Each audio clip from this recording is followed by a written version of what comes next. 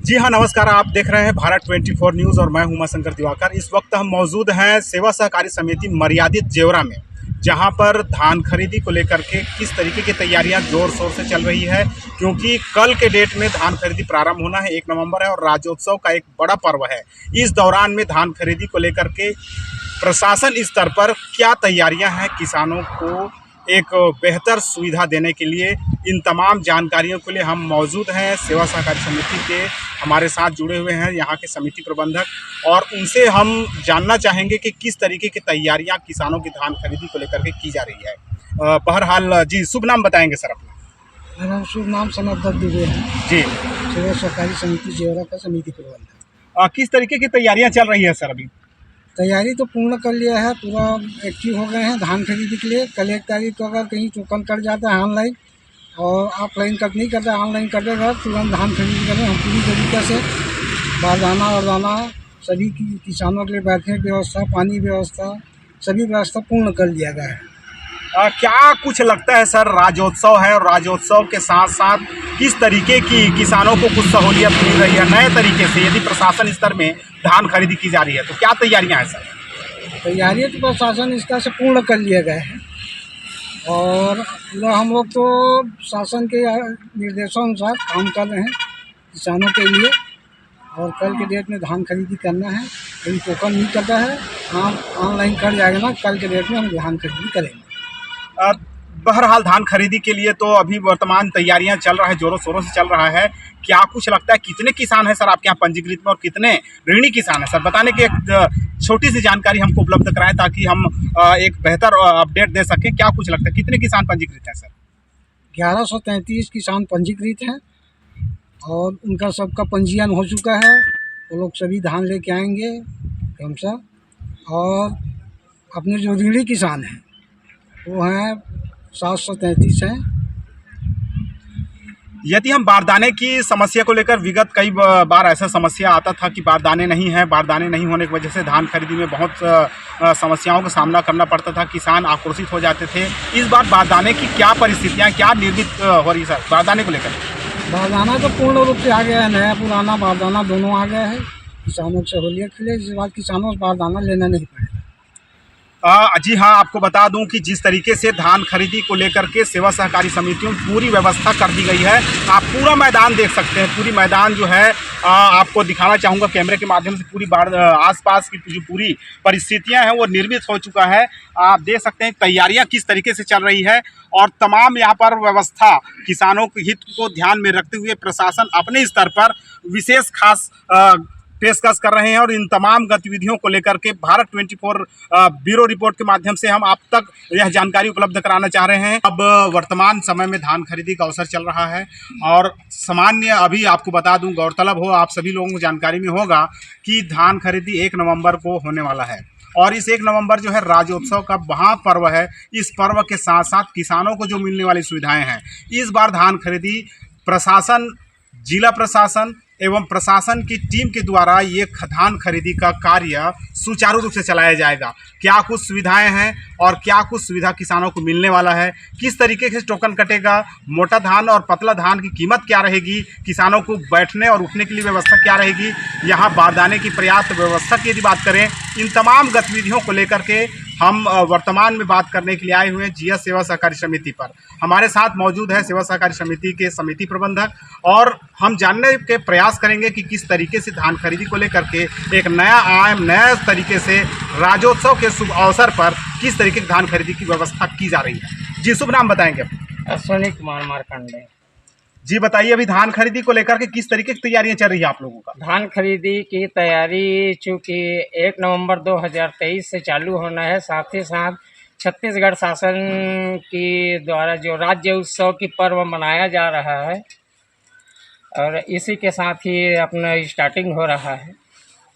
किस तरीके की व्यवस्थाएं की यदि हम बात करें तो व्यवस्था किसानों के लिए बैठने के लिए है, पानी की यदि मौसम बेमौसम बारिश यदि हो जाता है उसके लिए किस तरीके की व्यवस्था आप लोगों ने दुरुस्त किया है? हाँ, किसानों के बैठने के लिए पर्याप्त व्यवस्था है। हमारे पास किसान कुटीर है और वहाँ पे है और अपना पास में नलकूप की साधन है जिससे हम लोग पानी भी उन लोगों को पिला सकते हैं।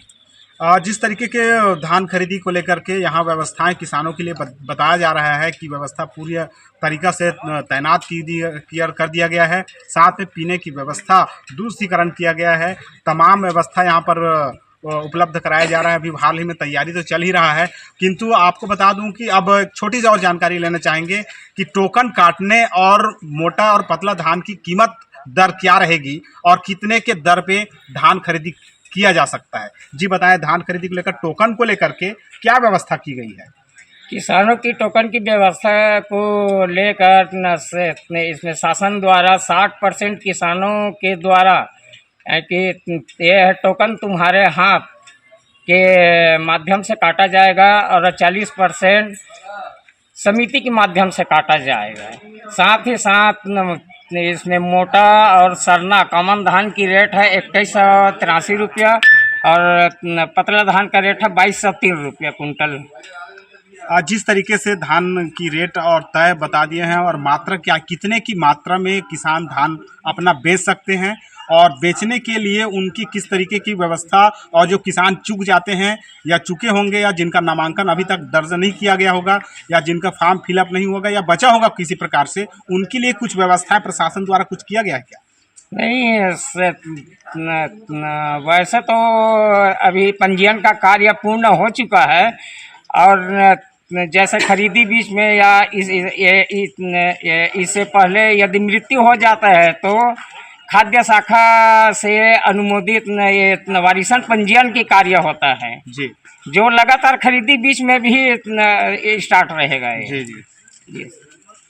इस तरीके की तमाम व्यवस्थाएं समिति के प्रबंधकों के द्वारा किया गया है और ये पूरी प्रशासन तो नहीं, इस बार प्रशासन अपने कंट्रोल में अपने हाथ में लेकर के धान खरीदी को कर रहे हैं। किसानों को जिस तरीके से भी हो सके व्यवस्थाएं दुरुस्त कराने की बात की जा रही है। हमारे साथ कुछ किसान मौजूद हैं, उनसे कुछ चर्चा करने का प्रयास करेंगे कि किस तरीके की व्यवस्थाएं यहाँ पर दुरुस्तीकरण किया गया है। किसानों को व्यवस्थाओं की यदि बात करें, सुविधा की यदि हम बात करें, तो तमाम जो बातें हैं उन तमाम गतिविधियों को लेकर के किसानों को राज्योत्सव के अवसर पर किस तरीके से तैयारियां और धान खरीदी को लेकर के जो तैयारियां हैं, किसानों की जो चर्चा है, उनसे मुद्दों को हम किसानों से सीधा पूछने का प्रयास करते हैं। कम से कम बहरहाल किसान ये तो बता सकते हैं कि किस गांव से हैं और इस बार जो धान खरीदी है प्रशासन अपने स्तर पर किस तरीके से कर रहे हैं। जी, शुभ नाम बताएंगे अपना, क्या नाम है आपका और किस तरीके के धान खरीदी को लेकर के तैयारियां चल रहा है, क्या है कुछ मामला जो हमको अपडेट कराने का काम करेंगे। क्या शुभ नाम, क्या लिखते हैं आप? हरी रामकृत लहरे जी। कौन से गांव से हैं आप? ये डोकला।